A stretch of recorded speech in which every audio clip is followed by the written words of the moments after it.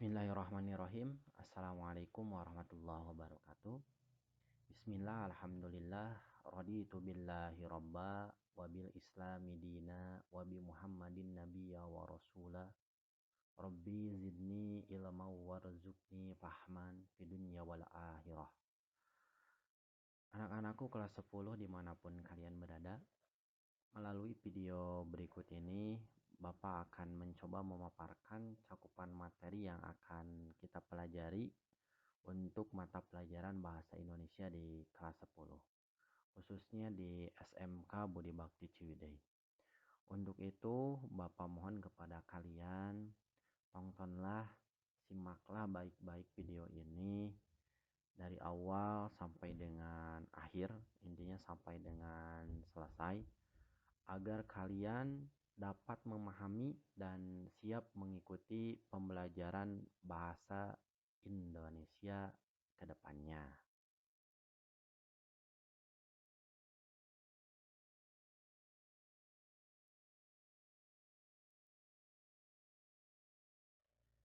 Materi bahasa Indonesia yang akan kita pelajari selama di kelas 10 terdiri dari 8 bab. Namun dari 8 bab tersebut akan kita pelajari 4 bab di semester pertama dan 4 bab di semester kedua. Adapun buku paket yang bisa kita pakai sebagai bahan referensi pembelajaran bisa kalian lihat seperti di layar sebelah kanan.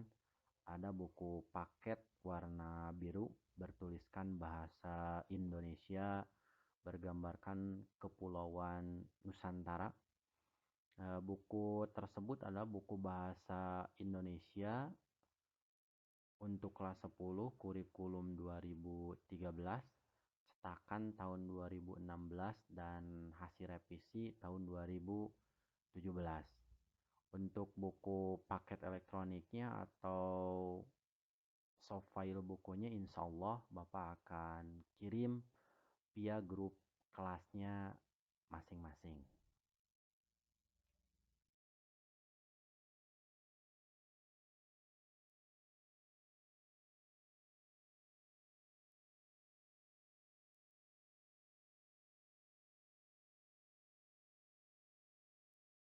Berikut ini adalah materi bab pertama yang akan kita pelajari. Di bab pertama ini kita disuguhkan dengan materi menyusun laporan hasil observasi. Gambar di sebelah kanan ini adalah gambar yang Bapak ambil dari buku paket bahasa Indonesia.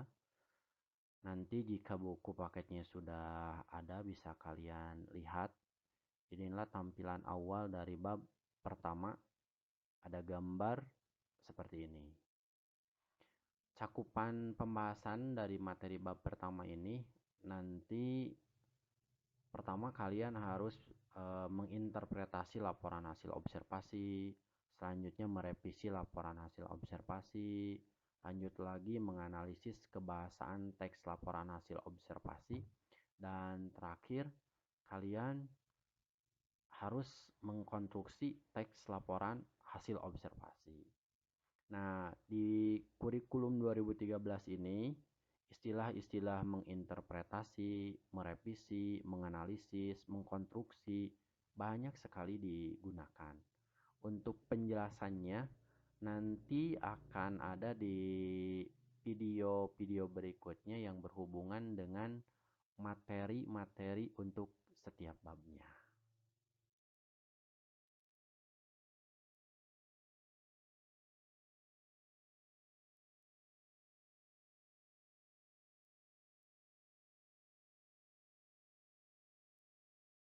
Selanjutnya ini adalah materi bab kedua. Di bab kedua kita disuguhkan materi mengembangkan pendapat dalam eksposisi. Intinya di sini yang akan dipelajarinya nanti tentang teks eksposisi.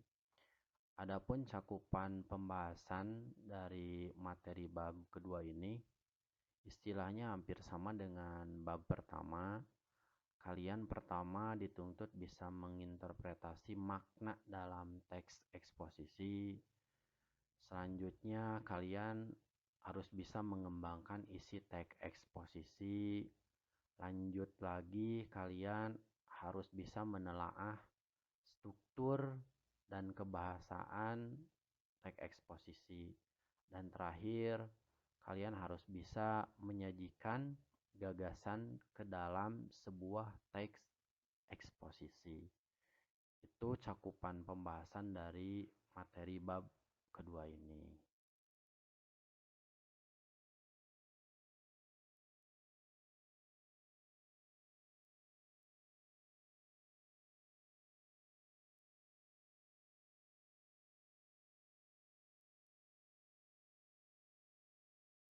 Berikut ini adalah materi bab ketiga. Di bab ketiga ini kita mempelajari sebuah teks sama dengan bab pertama dan bab kedua, masih berupa teks. Namun di bab ketiga ini teks yang akan kita pelajari adalah teks anekdot. Tagline-nya menyampaikan ide melalui anekdot.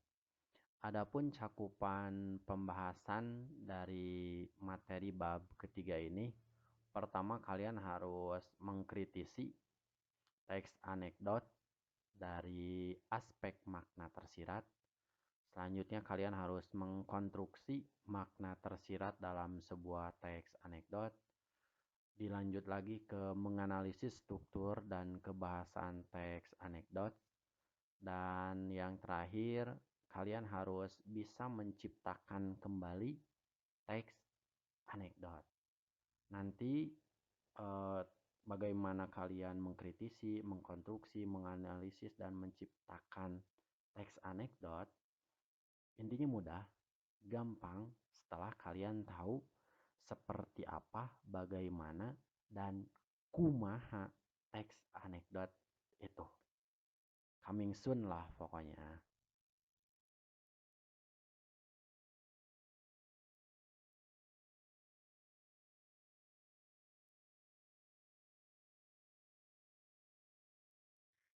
Siap, kita lanjut lagi ke bab berikutnya. Nah, sekarang masuk di bab keempat. Bab keempat ini adalah materi terakhir di semester pertama. Di bab keempat, kita disajikan dengan materi melestarikan nilai kearifan lokal melalui cerita rakyat. Nah, yang akan jadi pokok pembahasannya atau materi utamanya dari bab keempat ini adalah hikayat. Cakupan pembahasannya yang pertama, nanti kalian harus mengidentifikasi nilai-nilai dari isi hikayat. Yang kedua, kalian harus bisa mengembangkan makna. Makna dan isi. Aduh, tipe yang hakiki. Makna, jadi yang kedua kalian harus mengembangkan makna dan isi dari sebuah hikayat. Yang ketiga, kalian harus membandingkan nilai dan kebahasaan hikayat dengan cerpen. Yang terakhir, mengembangkan cerita rakyat ke dalam bentuk cerpen. Nah, kalau cerpen kan kalian sudah tahu, sudah pada paham. Yang namanya cerpen intinya cerita pendek. Kejadian yang pernah kalian alami itu bisa dijadikan sebuah cerpen. Nah, nanti tinggal dibandingkan hikayat dengan cerpen sama tidak. Itu saja di materi bab keempat ini.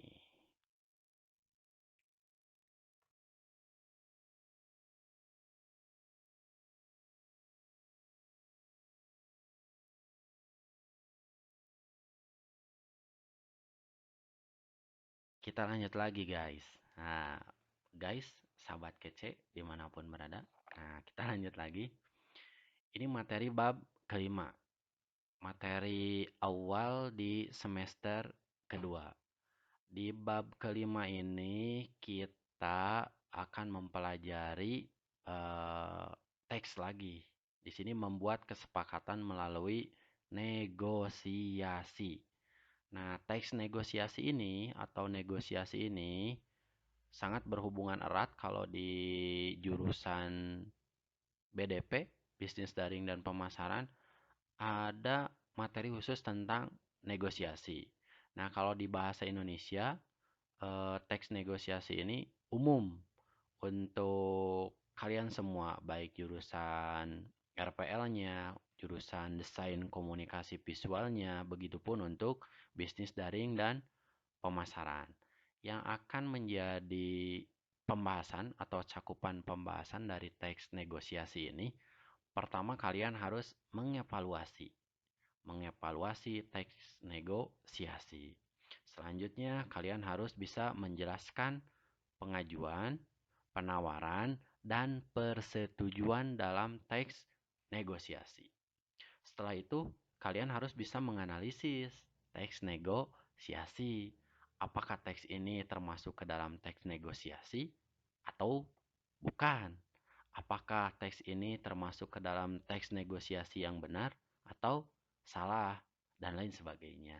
Dan yang terakhir, kalian harus bisa mengkonstruksikan, ya, mengkonstruksikan. Intinya membangun lah, yang namanya mengkonstruksikan itu membangun, membuat, menciptakan teks negosiasi. Bapak yakinlah kalian biasanya dalam negosiasi itu luar biasa, apalagi perempuan.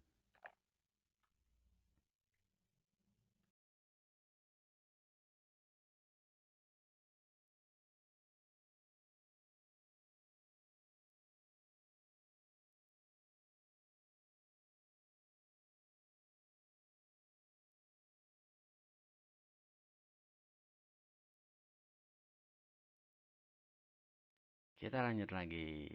Jangan dulu tidur, ya. Buka matanya, buka telinganya, buka hatinya. Kita lanjut ke materi bab 6. Di bab ke-6 ini yang akan dipelajarinya adalah berdebat dengan indah. Cakupan pembahasannya, pertama, kalian harus menemukan esensi debat. Kedua, mengkonstruksi. Nah, istilah mengkonstruksi kembali lagi, mengkonstruksi bagian-bagian dalam berdebat. Yang ketiga, kalian harus menganalisis isi debat. Dan yang terakhir, kalian harus berlatih praktik debat. Biasanya berdebat, suka kan? Suka berdebat kan kalian?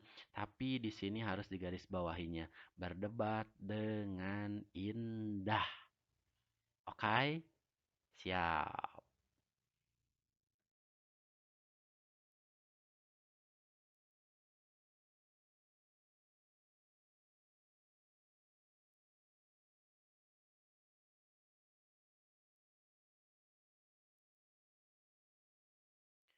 Lanjut.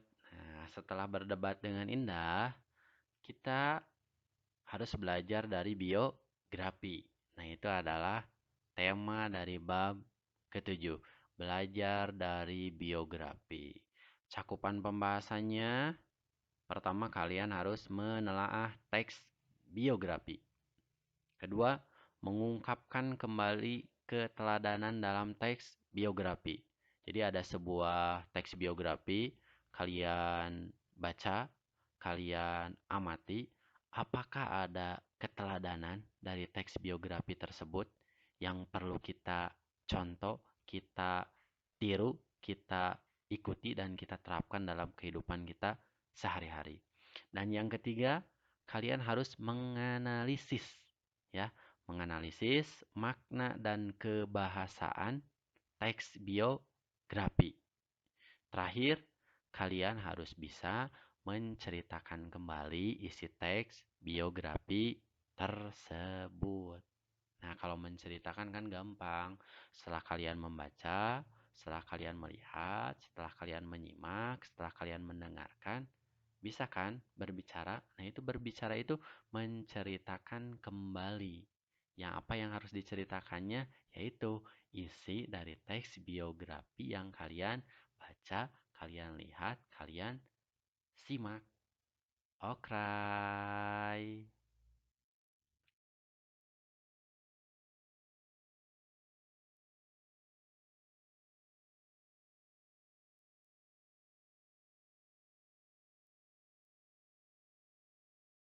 Terakhir guys, terakhir. Bangun, bangun, bangun. Yang matanya sudah sedikit menutup, coba dibuka lagi. Nah, ini bab 8. Bab 8 adalah materi terakhir dari seluruh materi dari rangkaian seluruh materi di kelas 10. Di bab 8 itu kita mendalami puisi, ya.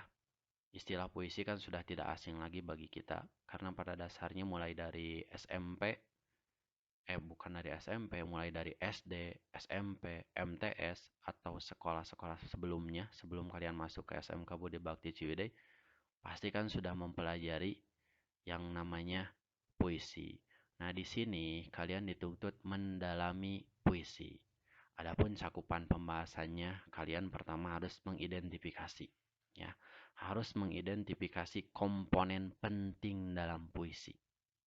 Adakah komponen penting dalam sebuah puisi? Pembahasannya coming soon pokoknya. Selanjutnya kalian harus mendemonstrasikan puisi, mendeklamasikan, tampil di depan umum, membaca puisi. Gampang kan? Mudah kan? Oke? Nah, selanjutnya kalian harus menganalisis unsur yang membangun puisi atau unsur pembangun puisi. Apa saja yang membangunnya, ya, yang membangun sebuah puisi itu apa saja, sehingga terbentuklah menjadi sebuah rangkaian kata-kata indah itu, apakah ada yang membangunnya atau tidak. Itu kalian harus menganalisis. Dan terakhir, kalian harus bisa menulis puisi.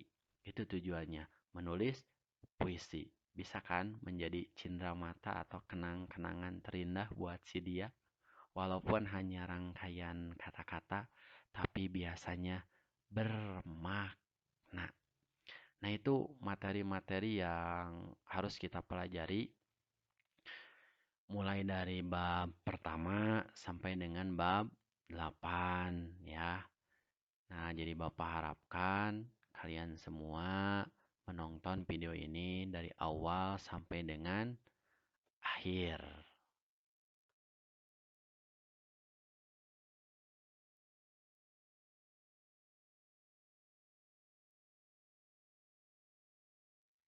Akhir kata, Bapak hanya bisa mengucapkan terima kasih, banyak terima kasih kepada kalian semua yang sudah menonton video ini dari awal sampai dengan akhir.